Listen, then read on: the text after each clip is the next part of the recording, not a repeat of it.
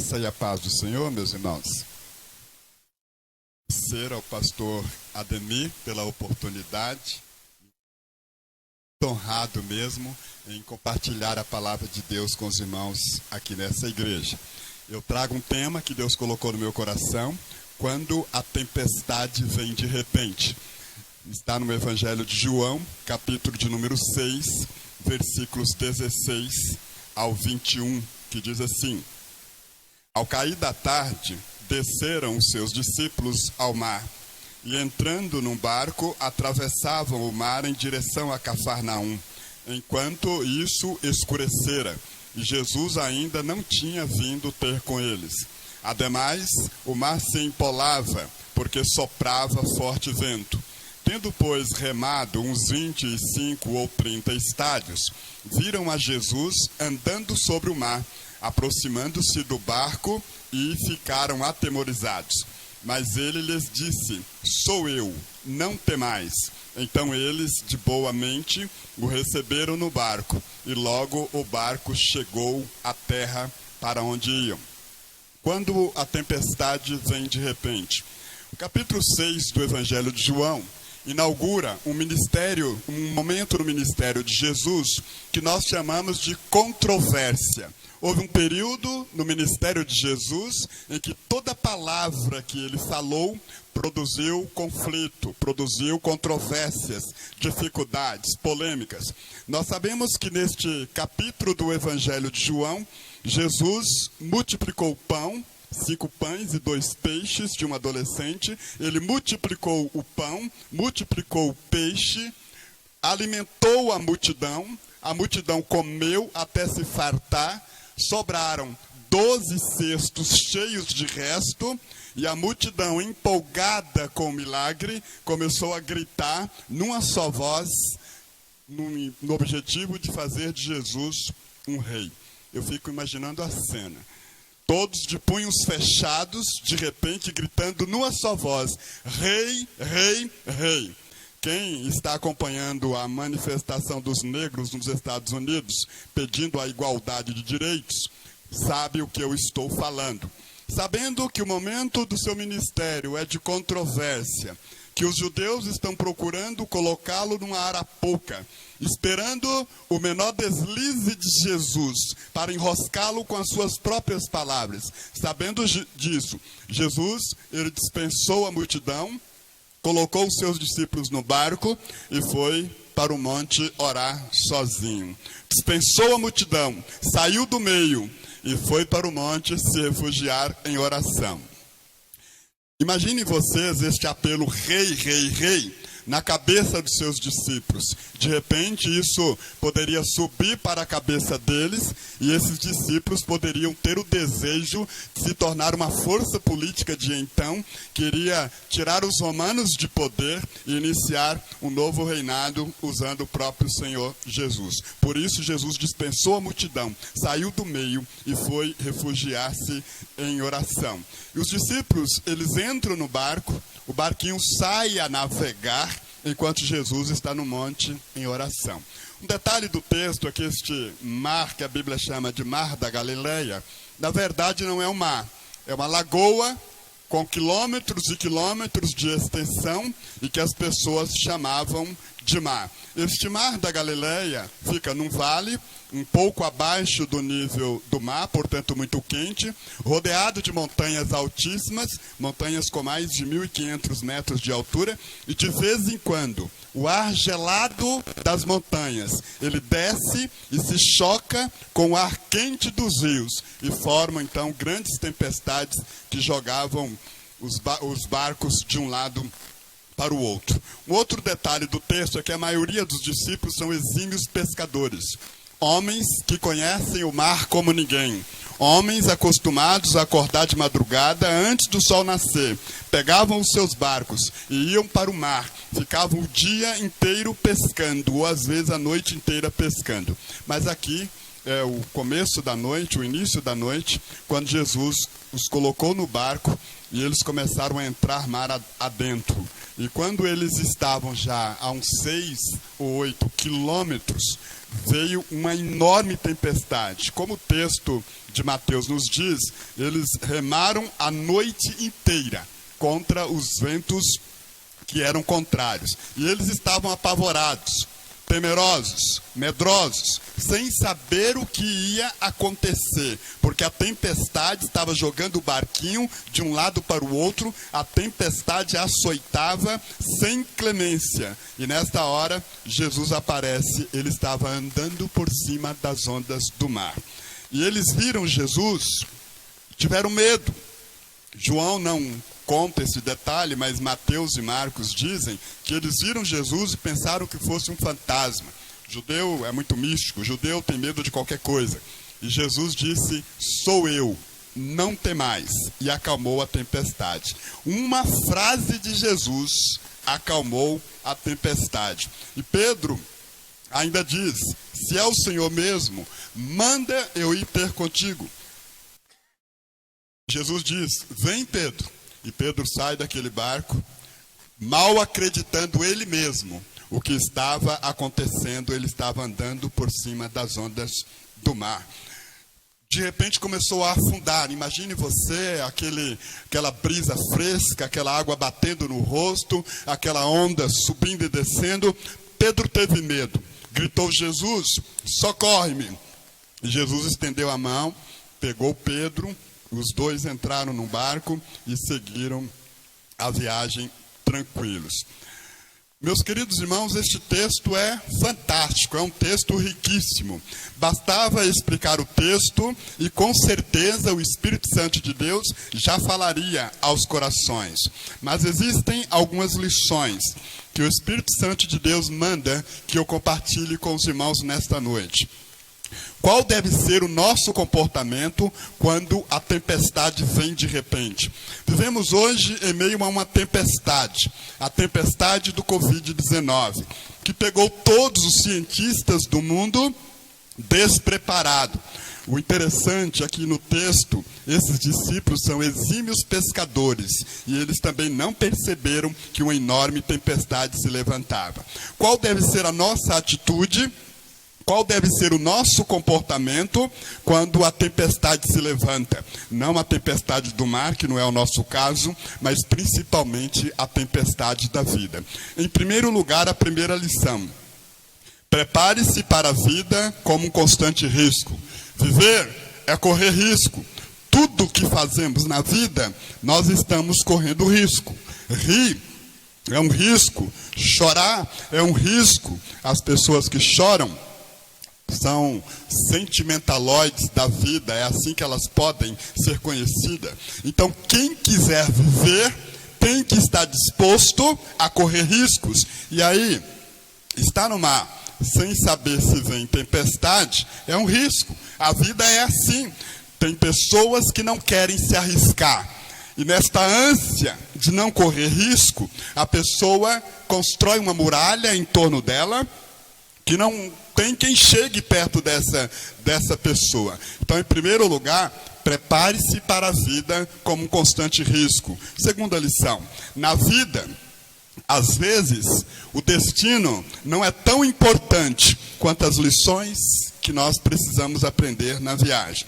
Na vida, às vezes, o destino não é tão importante quanto as lições que temos que aprender na viagem. Eles entraram no barco para ir para onde? Para Cafarnaum. Cafarnaum é a cidade quartel-general do ministério de Jesus. Em Cafarnaum, eles se sentiam protegidos, eles se sentiam seguros. Tudo de bom estava em Cafarnaum, mas Jesus não estava tão interessado em chegar em Cafarnaum como em ensinar para esses discípulos algumas lições durante a viagem. O maior interesse de Jesus era ensinar algumas lições no decorrer da viagem. Então, na vida, às vezes, o destino não é tão importante quanto as lições que nós precisamos aprender na viagem. Você já teve projetos assim na sua vida, que você prepara e você vai com tudo e quer chegar lá e de repente Jesus chama você e diz, olha, o mais importante não é você chegar lá. O mais importante são as lições que você precisa aprender no decorrer da viagem. Irmãos, nós vivemos neste tempo de pandemia e todos nós ficamos pasmos que nós nunca imaginamos isso. Nunca. E todos nós imaginamos como é que nós vamos sair disso agora. Todos nós estamos desesperados para sair dessa crise de pandemia. E Deus disse, calma, calma, você vai sair. Você vai sair disso. Mas o mais importante não é você sair da pandemia. Não é você sair dessa crise. O mais importante são as lições que você vai aprender neste período de pandemia. Entra no barco, que no caminho para Cafarnaum nós teremos uma longa conversa. Entra no barco, que no caminho para Cafarnaum existem algumas lições que eu preciso ensinar para você. A obra que Deus tem para realizar em você é sempre mais importante que a obra que Ele tem para realizar através de você. Guarde bem isso. A obra que Deus deseja realizar em você é mais importante do que a obra que Ele deseja realizar através de você. Entre no barco, que no caminho para Cafarnaum existem algumas lições que você vai aprender na viagem. Em terceiro lugar, quando a tempestade vier na vida, não pare de remar nunca, mesmo que você esteja desesperado. Quando a tempestade vier na vida, não pare de remar nunca, mesmo que você esteja desesperado. A tempestade era terrível. O barquinho parecia que ia se despedaçar no mar. As ondas o açoitavam sem piedade. Mas o versículo de número 19 do texto que lemos diz que eles remaram a noite inteira contra os ventos que eram contrários. Então, quando o vento da vida soprar sobre você, não pare de remar nunca. Continue remando. O nosso grande problema é que na caminhada da vida, nós não temos essa perseverança na adversidade. Reme, não desista, não pare de remar. Continue remando, que em um desses dias o Senhor te visitará. Eu tenho 3 conselhos para falar sobre perseverança. Quando a luta estiver difícil, complicada, pesada, quando os obstáculos forem gigantescos, eu já falei, continue remando. E para você aprender sobre essa lição de perseverança, eu tenho 3 lições para você. Primeiro, faça o que tem que fazer e comece pelo mais difícil. Quando a tempestade da vida vier contra você, quando os problemas estiverem te açoitando, faça o que tem que fazer. E não comece pelo mais fácil, comece pelo mais difícil. Esse é o nosso grande problema, porque nós começamos pelo mais fácil. E aí quando chega o problema mais complicado, nós já estamos cansados. Então faça o que tem que fazer e comece pelo mais difícil. Tem um ditado na Inglaterra que diz que quem tiver que engolir sapo deve começar pelos maiores. Quer dizer, você tem um montão de sapo para engolir. Comece pelo maior de todos, comece pelo mais barbudo de todos, que quando chegar o pequenininho, você já está craque nesse negócio de engolir sapo. Então não desista da batalha, continue remando. E em segundo lugar, segundo conselho sobre perseverança, não queime etapas. Não queime etapas. Quem aqui não gostaria de aprender teologia bíblica em uma semana? Uma semana você faz um curso de teologia bíblica e está craque na Bíblia. Quem aqui não gostaria de aprender tudo sobre música em uma semana? Nós odiamos o caminhar lento da vida. Seria legal se todos os problemas da vida resolvessem como na novela ou como no cinema. Então não queime etapas, porque o livramento não virá na primeira hora. O livramento não virá na segunda hora, nem na terceira hora, mas virá na 4ª vigília da noite, quando o dia já estiver amanhecendo e o sol já estiver nascendo. Então não queime etapas. Pode parecer longo o caminho. O mar parece que não se acaba nunca, mas vá preceito após preceito, lição após lição. ensinamento após ensinamento, amadurecimento após amadurecimento, que em um desses dias o Senhor vai olhar para você e dizer: meu servo, minha serva, eu vou te abençoar. Em um desses dias você vai olhar para trás e vai dizer: valeu a pena porque Deus restaura o destino daqueles que são seus. E em terceiro lugar, não desista até que você possa dormir em paz, porque deu o melhor de si. Então estamos falando sobre lições de perseverança. Primeiro, faça o que tem que fazer e comece pelo mais difícil. Segundo, não queime etapas. E em terceiro lugar, não desista até que você possa dormir em paz, porque deu o melhor de si. A pior derrota é a derrota daqueles que morrem antes da hora.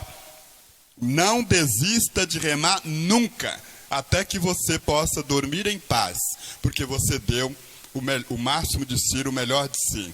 Foi o que disse o apóstolo Paulo: combati o bom combate, acabei a carreira, guardei a fé. Nosso grande problema é que nós não temos essa consciência. É por isso que os cursos são abandonados pela metade, é por isso que os relacionamentos com as pessoas é superficial, é por isso que a vida cristã é morna e medíocre, porque a maioria não pode dizer de sã consciência: eu lutei até as minhas últimas forças, eu me esforcei, tudo que eu consegui. E em quarto lugar, a verdadeira fé prova-se na adversidade e não na bonança. Vejam a história fantástica desses discípulos, onde eles estavam momentos antes, num milagre fantástico, porque foi milagre para homem nenhum botar defeito. Pegaram o lanche do menino, Jesus disse: distribui para a multidão. E a multidão se alimentou.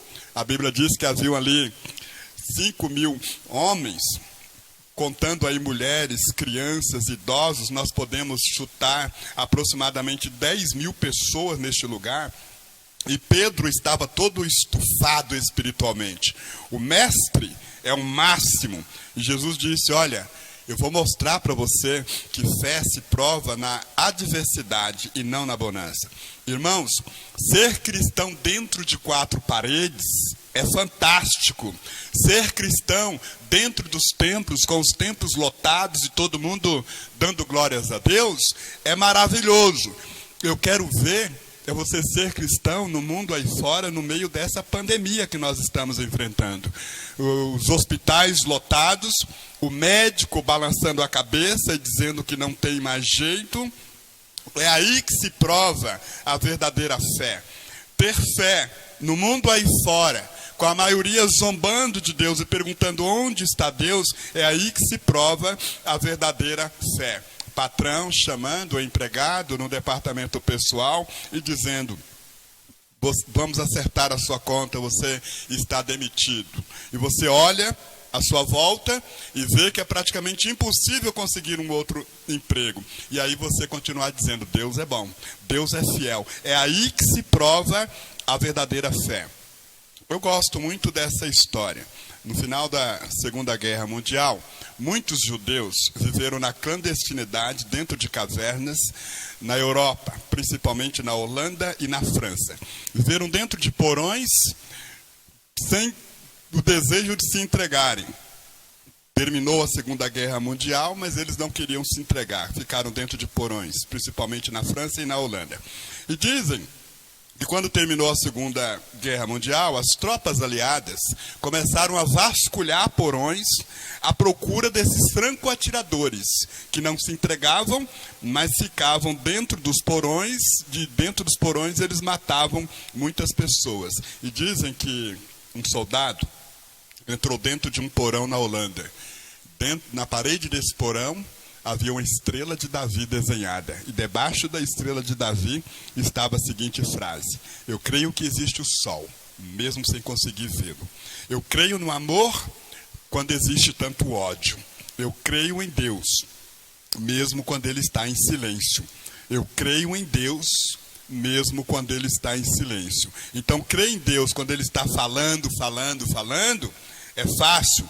O difícil é no mundo aí fora, todos questionando a sua fé, perguntando onde está Deus, todos esfregando na sua cara a miséria das pessoas, a sua vida açoitada de um lado para o outro pelos problemas da vida, e você continuar tendo fé em Deus, com a sua fé inabalável, e você continuar dizendo: Deus é bom, Deus é fiel, Deus ainda vai tomar o controle de tudo isso e vai dar direção a tudo isso. É aí que se prova a verdadeira fé.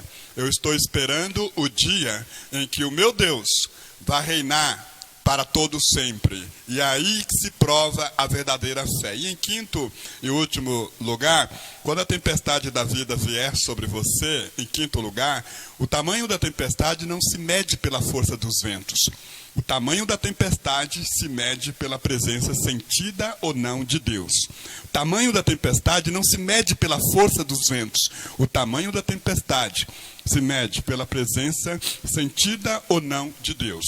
Estamos em meio a uma pandemia, talvez a maior da história da humanidade. O cuidado é necessário, você se proteger, você se cuidar, você se prevenir de várias formas. Mas tem gente que está se cuidando de uma maneira tão exagerada que não virou prevenção, virou paranoia. Tem gente que é paranoico, e eu quero que você aprenda essa lição. O tamanho da tempestade não se mede pela força dos ventos. O tamanho da tempestade mede-se pela presença sentida ou não de Deus. Os discípulos de Jesus estavam no meio do mar. O barco açoitado de um lado para o outro pelas ondas do mar. E de repente eles ouviram a voz do Senhor Jesus: sou eu, não temais. E a voz de Jesus, a frase de Jesus, acalmou a tempestade. Essa única frase de Jesus acalmou a tempestade. Porque o tamanho da tempestade não importa se Deus estiver do nosso lado. Se Jesus disser, sou eu, não temais, nós não precisamos nos preocupar com absolutamente nada. O que precisamos saber é se Jesus está do nosso lado. Porque se Ele está do nosso lado, nós não temos o que temer. O tamanho da tempestade da sua vida é grande, porque talvez você não tenha colocado Deus no controle. Se você se sentir abandonado por Deus, aí não é possível, não tem como você vencer. Mas se você conseguir admitir que Deus jamais abandona os seus, porque o nosso nome está escrito na palma de suas mãos, se Cristo estiver do nosso lado dizendo, não temais, não importa o tamanho da tempestade. Então, em meio a essa pandemia, nós temos, na verdade, que procurar é aonde está Deus. Se Ele estiver do nosso lado, não importa. Entramos na pandemia e com a mesma fé que entramos, nós vamos sair com a fé maior ainda, se nós tivermos a certeza que Deus está do nosso lado. Não interessa o problema que nós estivermos enfrentando. Pode ser falso profeta, pode ser macumbaria, feitiçaria, pode ser língua mentirosa, pode ser calúnia, difamação, pandemia, isolamento social, não importa. O que importa é Jesus Cristo do nosso lado. Se Ele estiver do nosso lado, nós não temos o que temer. Em qualquer situação, seremos sim mais do que vencedores em Cristo Jesus, o nosso Senhor. Esta é a palavra que eu quero compartilhar com os irmãos, com o profundo desejo que você guarde essa palavra no seu coração, na sua vida. Coloque em prática na sua vida. Então, quando a tempestade vier contra você, primeiro, prepare-se para a vida como um constante risco. Não deixe a tempestade da vida pegar você desprevenido. Segundo, aprenda as lições no decorrer da viagem. Não fique obcecado, como é que você vai sair disso? Aprenda lições no decorrer dessa viagem. E quando a tempestade vier na vida, não pare de remar nunca, mesmo que você esteja desesperado.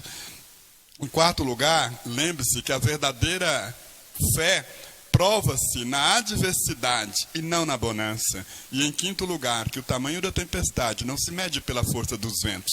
O tamanho da tempestade se mede pela presença sentida ou não de Deus. Que Deus abençoe todos vocês que nos acompanharam aí pela internet e que essa palavra possa ser real na sua vida. Pastor Ademir, mais uma vez, muito obrigado pela oportunidade, no meio de tantos obreiros tão capazes, que o irmão continue sendo grandemente abençoado por Deus. Obrigado mesmo.